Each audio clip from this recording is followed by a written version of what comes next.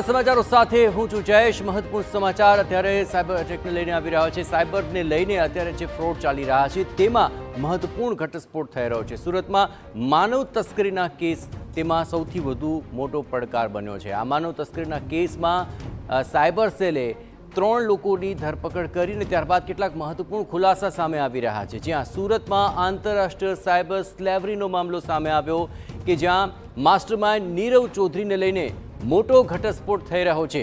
નીરવના વોલેટમાં 1,20,000 USDT જમા થયા હોવાનો ઘટસ્ફોટ થયો છે। ચાઇનીઝ માફિયાએ નીરવને આ રૂપિયા મોકલ્યા હતા। 36 માનવ તસ્કરીના કમિશન પેટે 1,08,00,000 મોકલ્યા હતા।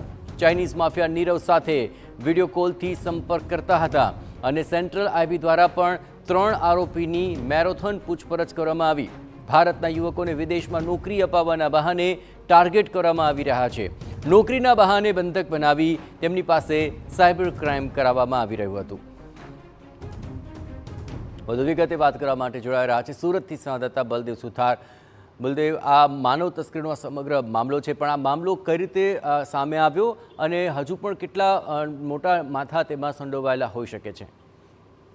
જે રીતે છેલ્લા ઘણા સમયથી સુરત શહેરની અંદર જે સાયબર ફ્રોડ જે થઈ રહ્યા છે તેની અંદર કંઈક ને કંઈક સુરત શહેરના જે લોકો છે, ખાસ કરીને યુવા વર્ગ છે, જે જોડાયેલા હોવાની જે વિગતો જે સતત સામે આવી રહી છે। કારણ કે સુરત શહેર અથવા તો જે ગુજરાત રાજ્યની અંદર પણ જેટલા મોટા જે સાયબર ફ્રોડ નોંધાઈ રહ્યા છે તેની અંદર સુરતનું કનેક્શન નીકળતું હોય છે। ત્યારે વધુ એક સુરત સાયબર પોલીસ દ્વારા જે રીતે માહિતીના આધારે એક જે ગુનો નોંધવામાં આવ્યો છે, જેની અંદર ભારતની અલગ અલગ અને ખાસ કરીને ગુજરાતના અલગ અલગ જે શહેરોની અંદર જે યુવકો જે વિદેશની અંદર જે નોકરી કરવા માંગતા હોય તેવા લોકોને જે ટાર્ગેટ કરી અને તેમને જે વિદેશમાં મોકલવાના નામે તેમની પાસે જે ટાર્ગેટ કરી અને તેમની પાસે સાયબર ફ્રોડ કરવામાં હોવાનું જે વિગત સામે આવી રહી છે।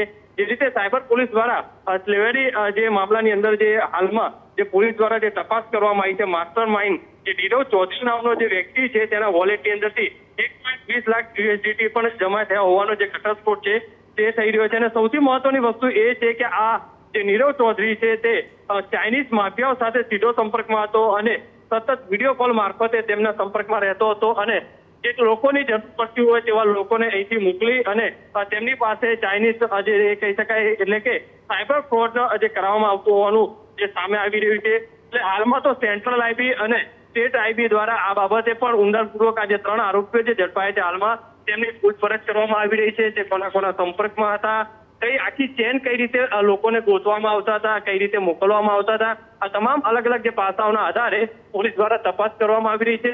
અને તમામ જે બેંક એકાઉન્ટ છે તે બેંક એકાઉન્ટની પણ જે વિગતવાર મેળવી અને વધુ તપાસ હાથ ધરી છે। એટલે કે હજુ પણ અનેક લોકોના આ જે નામ છે તે બહાર આવી શકે છે, કારણ કે ઇન્ટરનેશનલ આ જે કૌભાંડ છે તેની અંદર અલગ અલગ દેશોની અંદર ખાસ કરીને ચાઇનીઝની અંદર લોકોને મોકલવાના નામે આ જે ફ્રોડ કરવામાં આવતું હતું।